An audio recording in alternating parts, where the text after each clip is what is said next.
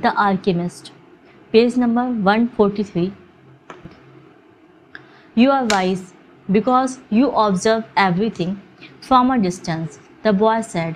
But you don't know about love. If there had not been a sixth day, man would not exist. Copper would always be just copper, and reed just reed, it's true. But one day that destiny will be realized. So each thing has to transform itself into something and to acquire a new destiny until someday the soul of the world becomes one thing only. The sun thought about that and decided to shine more brightly. The wind, which was enjoying the conversation, started to blow with greater force so that the sun would not blind the boy. This is why alchemy exists, the boy said, so that everyone will search for his treasure, find it, and then want to be better than he was in his former life. Read will play its role until the world has no further need for the reed, and then reed will have to turn itself into gold.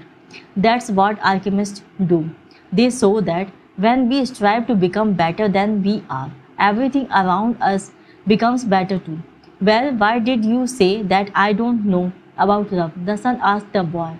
Because it's not love to be static like the desert, nor is it love to roam the world like the wind. And it's not love to see everything from a distance like you do. Love is the force that transforms and improves the soul of the world. When I first reached through to it, I thought the soul of the bird was perfect. But later, I could see that it was like other aspects of creation and has had its own passions and powers. It is we who nourish the soul of the world, and the world we live in will be either better or worse, depending on whether we become better or worse. And that's where the power of love comes in, because when we love, we always strive to become better than we are. So what do you want of them? What of me? The son asked. I want you to help me turn myself into the wind. The boy answered. Nature knows me as the wisest being in creation. The son said, but I don't know how to turn you into the wind. Then whom should I ask? The son thought for a minute. The wind was listening closely and wanted to tell every corner of the world that the sun's wisdom had its limitations, that it was unable to deal with this boy who spoke the language of the world. Speak to the hand that wrote all, said the sun. The wind screamed with delight and blew harder than ever. The tents were being blown from their ties to the earth, and the animals were being freed from their tethers. On the cliff, the men crushed at each other as they sought to keep from being blown away. The boy turned to the hand that wrote all. As he did so, he sensed that the universe had fallen silent, and he decided not to speak. A current of love rushed from his heart, and the boy began to pray. It was a prayer that he had never said before, because it was a prayer without words or peace. His prayer didn't give thanks for his sheep having found new pastures. It didn't ask that the boy be able to sell more crystal, and it didn't beseech that the woman he had met continue to await his return. In the silence, the boy understood that the desert, the wind, and the sun were also trying to understand the signs written by the hand, and were seeking to follow their paths and to understand what had been written on a single emerald.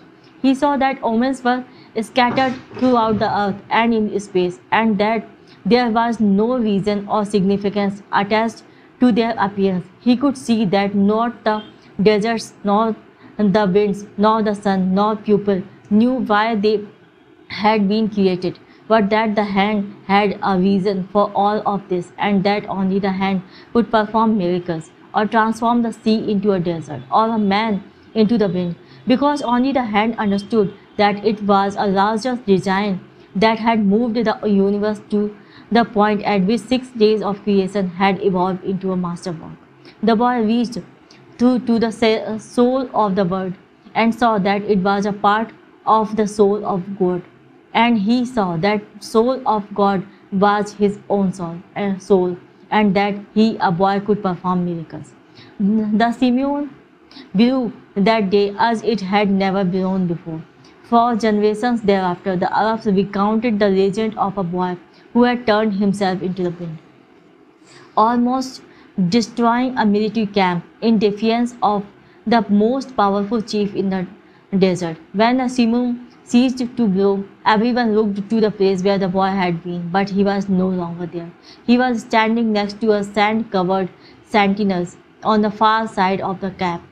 The men were terrified at his sorcery, but there were two people who were smiling: the alchemist, because he had found his perfect disciple, and the chief, because that disciple had understood the glory of God.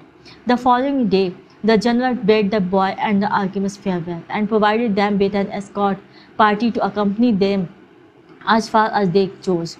They rode for the entire day. Toward the end of the afternoon, they came upon a Coptic monastery. The alchemist dismounted and told the escort they could return to the camp. From here on, you will be alone, the alchemist said. You are only 3 hours from the pyramid. Thank you, said the boy. You taught me the language of the world. I only invoked what you already knew.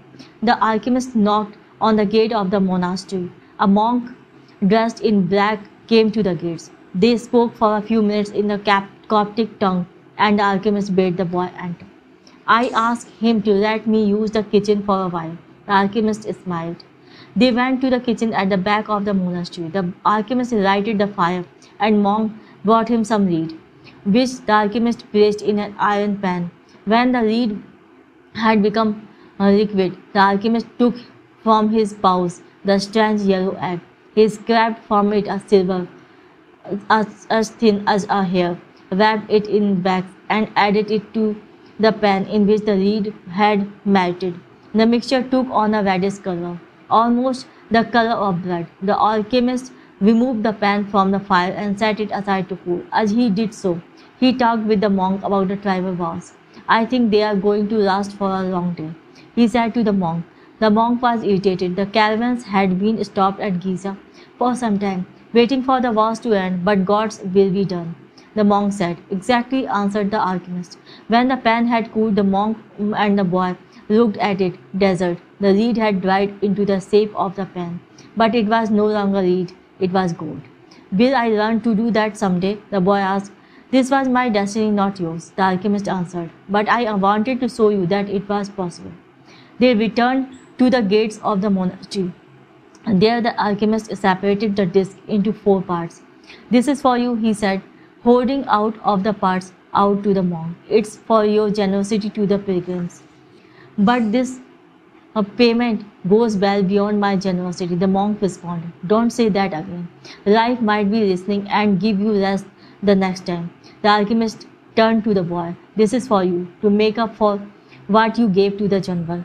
The boy was about to say that it was much more than he had given the general, but he kept quiet because he had heard what the alchemist said to the monk.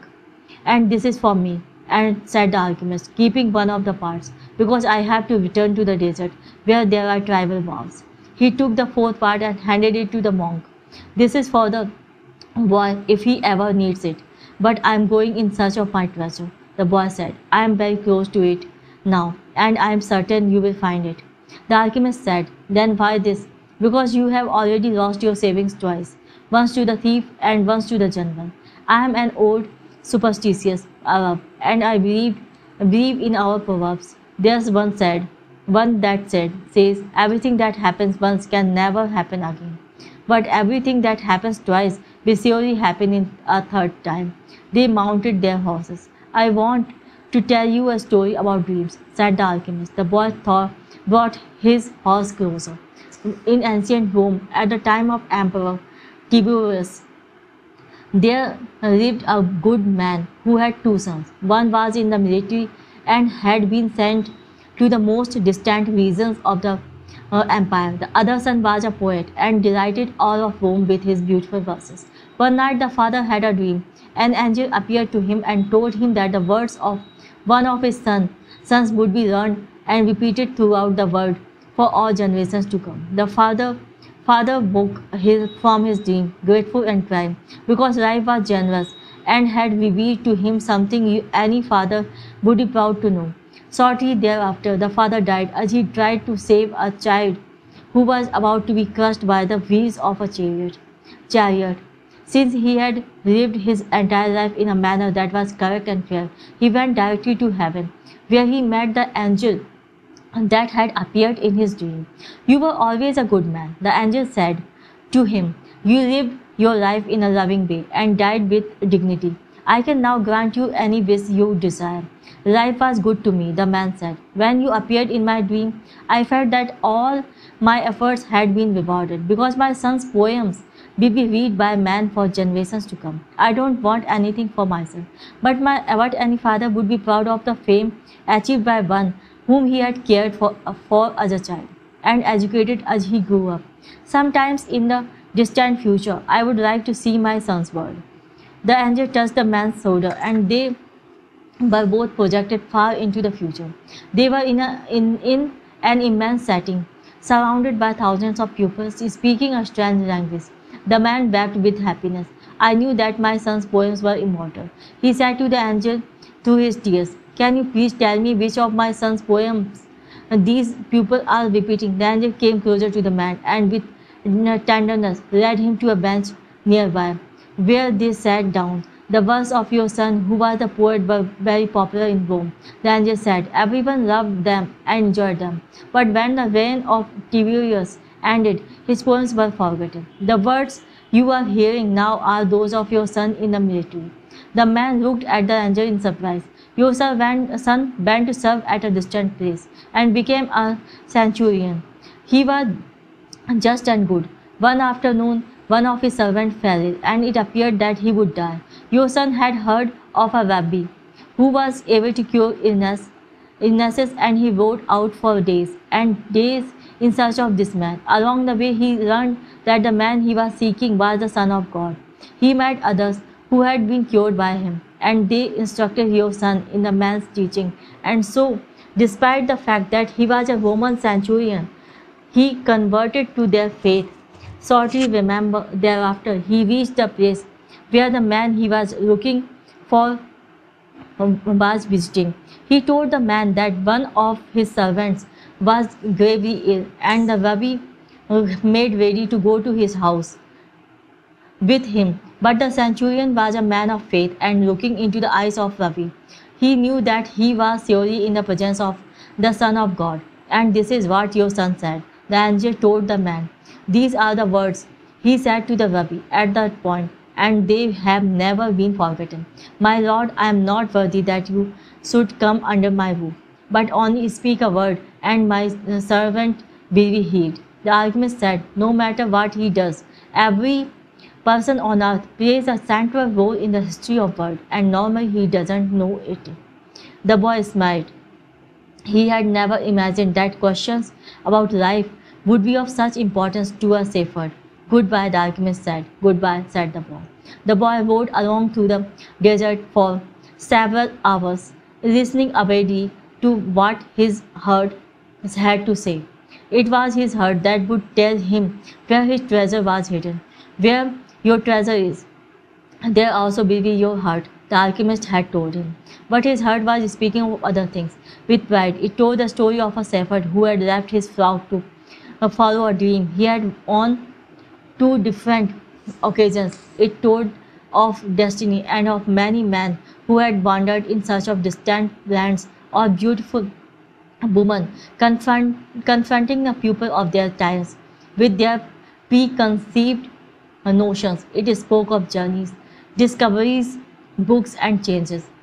Change. As he was about to climb yet another dune, his heart whispered, be aware of the place where you are brought to tears. That's where I am, and that's where your treasure is. The boy climbed the dune slowly. A full moon rose again in the starry sky. It had been a month since he had set forth from the oasis. The moonlight cast shadows through the dunes, creating the appearance of a rolling sea. It reminded the boy of the day when that horse had reared in the desert, and he had come to know the alchemist. And the moon fell on the desert silence and on a man's journey in search of treasure. When he reached the top of the dune, his heart leaped. There, illuminated by the light of the moon and the brightness of the desert, stood the solemn and majestic pyramids of Egypt. The boy fell to his knees and wept. He thanked God for making him believe in his destiny and for leading him to meet a king, a merchant, an Englishman, an alchemist, and above all, for his sake, having met a woman of the desert who had told him that love would never keep a man from his destiny.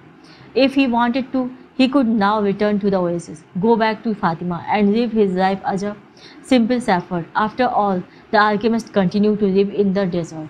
Even though he understood the language of the world and knew how to transform reed into gold, he didn't need to demonstrate his science and art to anyone. The boy told himself that on the way towards realizing his own destiny, he had learned all he needed to know and had experienced everything he might have dreamed of. But here he was, at the point of finding his treasure, and he reminded himself that no project is completed until its objective has been achieved. The boy looked at the sands around him and saw that where his tears had fallen, a scarab beetle was scuttling through the sand.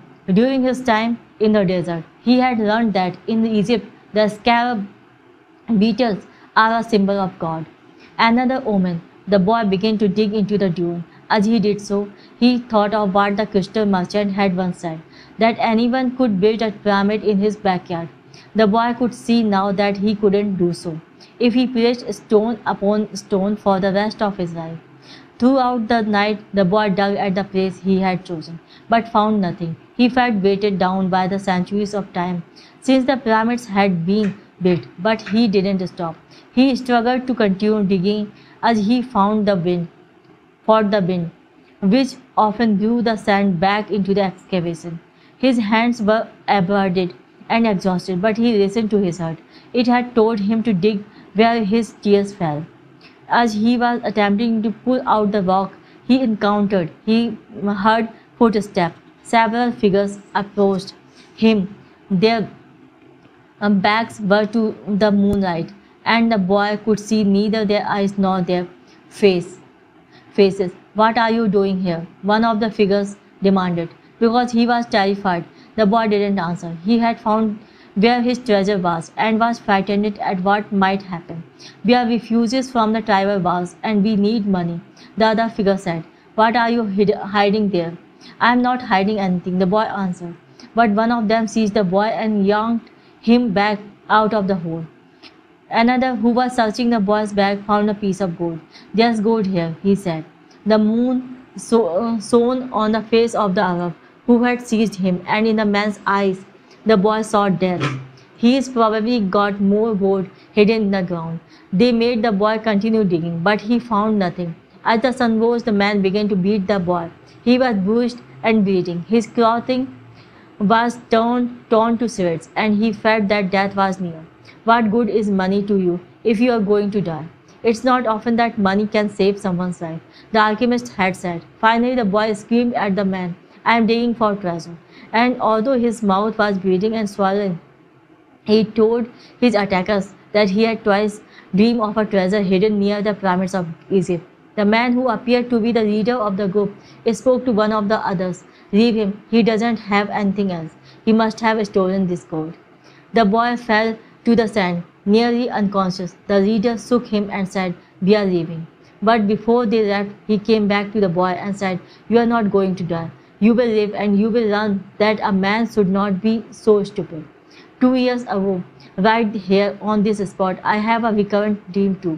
I dreamed that I should travel to the fields of Spain and look for a ruined church where shepherds and their sheep slept. In my dream, there was a sycamore growing out of the ruins of the sacristy, and I was told that if I dug at the roots of the sycamore, I would find a hidden treasure. But I am not so stupid as to cross an entire desert just because of a recurrent dream. And they disappeared. The boy stood up shakily and looked once more at the pyramid. They seemed to laugh at him, and he laughed back, his heart bursting with joy, because now he knew where his treasure was. The boy reached the small, abandoned church just as night was falling.